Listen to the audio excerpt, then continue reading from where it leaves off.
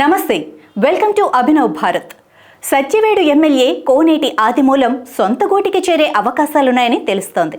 TDP నుంచి suspend అయ్యాక తీవ్ర మనస్తాపానికి గురైన ఆదిమూలం బీజేపీలో చేరతారని వార్తలు వినిపించినా ఆయన మళ్లీ వైసీపీలోకి వెళ్లడానికి రంగం సిద్ధం చేసుకున్నారన్న సమాచారం. 2024 ఎన్నికలకు ముందే కోనేటి ఆదిమూలం వైసీపీని వదిలి టీడీపీలో చేరిన విషయం తెలిసిందే.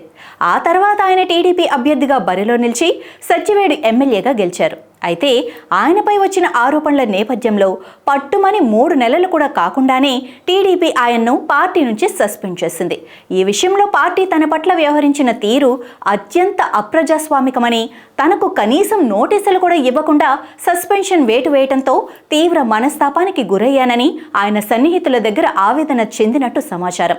కనీసం తన వయసు కూడా పరిగణలోకి తీసుకోకుండా, విచారణ చేపట్టకుండా తాను తప్పు చేశానని నిర్ధారించి పార్టీ నుంచి సస్పెండ్ చేయటం తీవ్రంగా కలిచివేసిందని, ఇంత జరగక పార్టీలో కొనసాగటం సరైంది కాదని ఎమ్మెల్యే ఆదిమూలం భావిస్తున్నట్టు సమాచారం.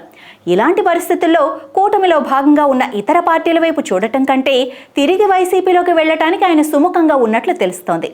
ఆదిమూలంపై వైసీపీ అధినేత జగన్ కూడా మంచి అభిప్రాయం ఉండటమే కాక వ్యక్తిగతంగా అతన్ని జగన్ అభిమానిస్తారు కనుక ఖచ్చితంగా పార్టీలో చేర్చుకుంటారన్న నమ్మకంతో ఉన్నట్టు ఎమ్మెల్యే సన్నిహితులు చెబుతున్నారు. ఇదే గనక జరిగితే వైసీపీ ఖాతాలో మరో ఎమ్మెల్యే పెరిగి 11 కాస్త 12 అయ్యే అవకాశాలున్నాయి. అయితే నిజంగానే జగన్ ఆదిమూలంను చేర్చుకుంటే అతన్ని రాజీనామా చేసి రమ్మంటారని, టీడీపీ ఎమ్మెల్యేగా వస్తే తన పార్టీలో చేర్చుకోరన్న వాదన కూడా వైసీపీ వర్గాల నుంచి వినపడుతోంది. పార్టీ ఫిరాయింపులు ఎప్పుడూ వ్యతిరేకించే జగన్ తన ఎమ్మెల్యేల సంఖ్యను పెంచుకోవటానికి సైకిల్ గుర్తుపై గెలిచిన వ్యక్తిని చేర్చుకోరు అనేది ఆ పార్టీ నేతల వాదన.